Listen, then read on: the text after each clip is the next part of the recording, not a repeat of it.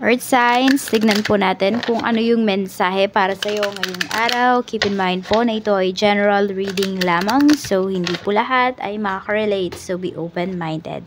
Sa mga hindi pa po nakasubscribe dito sa ating channel, please subscribe na po kayo.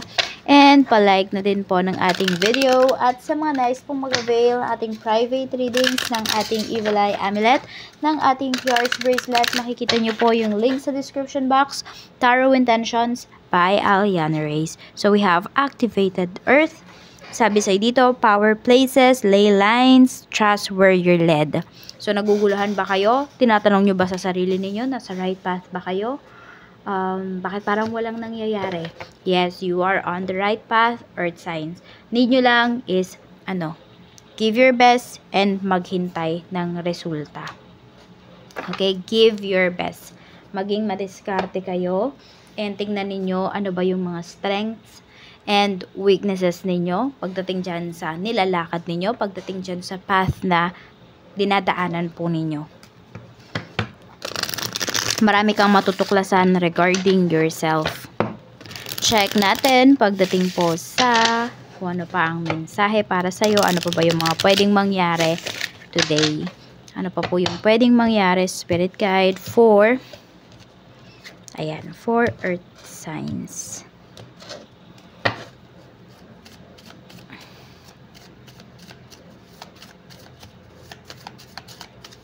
Mayroon tayo ditong deception, we have confusion, and we have resistance. So, ayun nga, may mga bagay lang ikaw dito, earth signs, na hindi tinatanggap. Ayan po. May mga bagay kasi dito na nagpapagulo ng isipan mo. So, parang nandun ka sa time or sa pace ng sitwasyon na ito na parang hindi mo alam kung ano ba yung paniniwalaan mo. Or sino ba yung nagsasabi ng totoo. Naguguluhan ka dito. Ayan, kaya nga sinasabi sa'yo ni universe, magtiwala ka sa sarili mo at magtiwala ka na nasa right path ka. Yung mga tao man na nagpapagulo ng buhay mo, ayan, kung naman yung mga binibigay nila sa'yo, makakatulong sila sa'yo. Kailangan mo lang maging wise at kailangan marunong kang kumilatis ng tao. Ayan po. May mga bagay dito na yung iba sa inyo dahil sa sobrang naguguluhan na kayo, pwedeng hindi na kayo nagre-resist. Diba? At tinatanggap nyo na lang talaga. Tignan natin ano pa yung mensahe. So, natututo yung iba sa inyo na maging mas matiisin at the same time. Check po natin ano pa yung mensahe para sa'yo. Mensahe pa para sa'yo. So, ayan, maraming madaming dahilan or basta madaming nangyayari na nagagawa mong magtiis.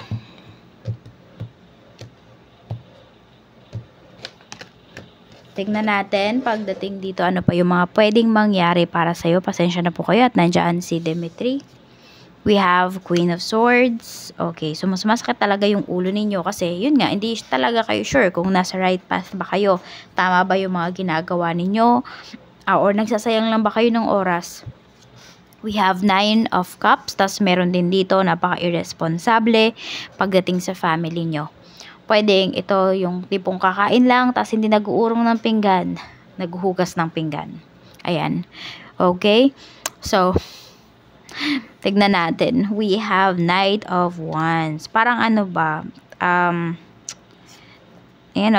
of Swords. Meron din dito medyo madamot pagdating sa kanyang pagkain. Siguro nga may kanya-kanya na kayong mga trabaho kung sino man itong mga kasama mo sa bahay. Kaya parang kanya-kanya rin kayo ng mga gastusin. Okay, so yun, parang meron kayong binibigay na share or contribution pagdating sa pagkain. So kung ano man yung mga, kunwari ako may bibili na ako na gusto ko, sa akin na lang yun kasi nakapag-contribute na ako pagdating sa pagkain natin. Okay, pagdating sa ulam, ganyan.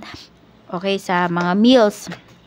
Kaya kung ano man yung bibilin ko, sa akin na lang yun. Kaya meron dito sa family members mo, ayun, feeling mo pinagtataguan ka, feeling mo nagdadamot. Ayun. So, tingnan natin kung ano pa yung mensahe pagdating naman sa family. Sa family naman po, we have Knight of Coins. Ayan. Pagdating to sa iyong pamilya. So, meron din dito sa family mo na sobra talagang sobrang masipag. Ayan, masipag yung taong to. Ayan, Knight of Coins. Pagdating sa family mo, wala kang masasabi dito sa taong to. Parang lahat ng racket niya, kumikita talaga siya. Lahat ng pag-alis niya, sulit. So, ito yung tipo ng tao na layas, pero kumikita. Pagdating sa family members mo. Ayan, pwedeng ikaw yan, earth signs. Pwede rin naman na family members mo talaga yan. Okay, pwedeng. Ito nga, Knight of Coins kasi yung energy. So, pwedeng mas nakababata po sa'yo kung ito ay kapatid mo. Meron tayo ditong 8 of Swords. Pagdating naman sa mga friends, ayan po. Meron tayo ditong strength. So, merong nagmamatigas dito na isang kaibigan mo. Pwedeng niyayaya nyo lagi siya, pero hindi siya sumasama. Ayan po. So, parang iniisip nyo tuloy is iniiwasan niya kayo. Pero totoo, parang umiiwas talaga tong kaibigan nyo na to. Siguro, hindi siya umiiwas dahil sa inyo. Kung hindi umiiwas siya dahil may problema siya. Dahil sa sarili niya. Kaya siya umiiwas. Feeling niya kasi parang siya nga yung sarili nga niya. Hindi niya maintindihan kayo pa kaya. Yan, kaya naguguluhan tong kaibigan mo na to. Kaya nagmumukmok siya. Pwede rin naman na galing pala siya sa heartbreak. Yung itong kaibigan mo na to. Kaya ganun, umiiwas siya. Hindi pa niya kayang makapag-usap sa ibang tao ngayon. Or kahit sa inyong mga friends niya. Parang wala siyang gana. Okay, pagdating naman sa love life, we have 2 of Swords. Meron ba kayong 2 taong pinamimilian dito? May 2 tao ba na nagsabay na pumorma sa inyo na nag-efforts para sa inyo? Heart signs, we have 2 of Wands. Okay, yung iba naman sa inyo, naguguluhan kayo. Kung ipagpapatuloy nyo pa ba yung inyong relationships o yung inyong relationship or hindi na, we have nag-ano talaga 2 of coins, laging 2. Okay, this is a partnership. So, yung iba po sa inyo, kung naguguluhan kayo, you can ask your person. You can ask yung kadil po ninyo, yung asawa po ninyo. Kasi naguguluhan yung iba sa inyo, hindi nyo alam kung ano yung gagawin ninyo dito. We have the Empress. Meron bang buntis dito? Ayan, or may nabuntis ba kayo? Earth signs, ano ba yung energy natin dito? Some of you, pwedeng gusto nyo pang magkaroon ng isa pang anak, pero ayaw na ng asawa mo. Kaya, ayun, problema yung iba sa inyo, o naguguluhan kayo, o mag-aanak pa ba kayo, or hindi na. Or kung meron naman dito, mangingibang bansa, tapos hindi nyo pa sinasabi sa asawa nyo, hindi nyo pa sinasabi sa person nyo, naguguluhan kayo kung ipo-person nyo pa ba. Kasi nandyan ay hinahain na sa harapan ninyo yung opportunity. Pero hindi kayo sure kung i-accept nyo ba or hindi. Check natin pagdating naman sa pera, we have Ace of Swords. Ayan, may na-promote dito sa trabaho. So, tapos na yung pagsakit ng ulo ng iba sa inyo kasi ma-hire na po kayo. And meron dito, ayan, ma-offeran kayo ng new contract for some of you. So, pwedeng, di ba, nangangamba yung iba sa inyo kasi pwedeng patapos na yung inyong kontrata at hindi ninyo alam kung makakahanap ba kayo agad ng trabaho. And then, ito, all of a sudden, is inalok kayo ng another contract. So, ayan, happy na yung iba sa inyo. Pwedeng ibabalita nyo kagad ito sa inyong pamilya. Pagdating naman sa negosyo, we have 8 of Wands and meron tayo ditong Ace of Cups. So, pwedeng ito po ay mga new set of client po ninyo. Mga bagong kliyente nyo na ito.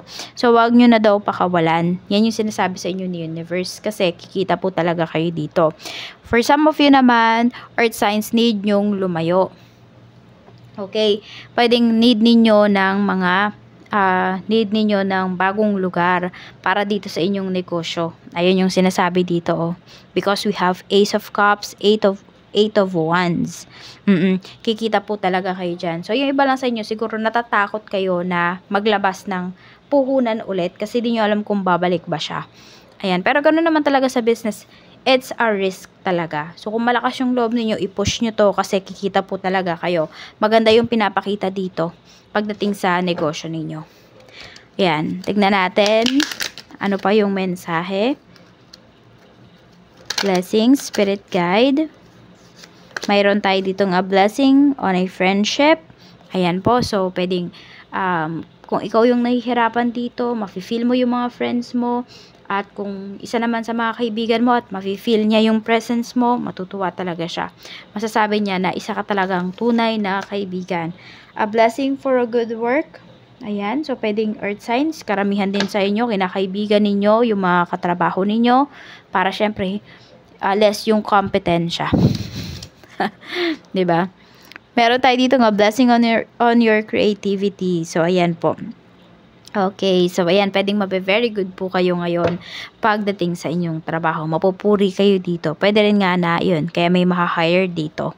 Kasi dahil nga po sa galing ninyo, sa skills ninyo. At alam nyo kasi yung weakness at alam nyo yung strength ninyo. Alam nyo yung pagtutuunan ninyo ng pansin. 19, 18, 14, yan po yung inyong lucky numbers. And meron tayo dito, hindi ko alam kung anong kulay ito, pero pwede rin siyang brown. Tapos, we have magenta. Ayan, meron din tayo ditong royal blue.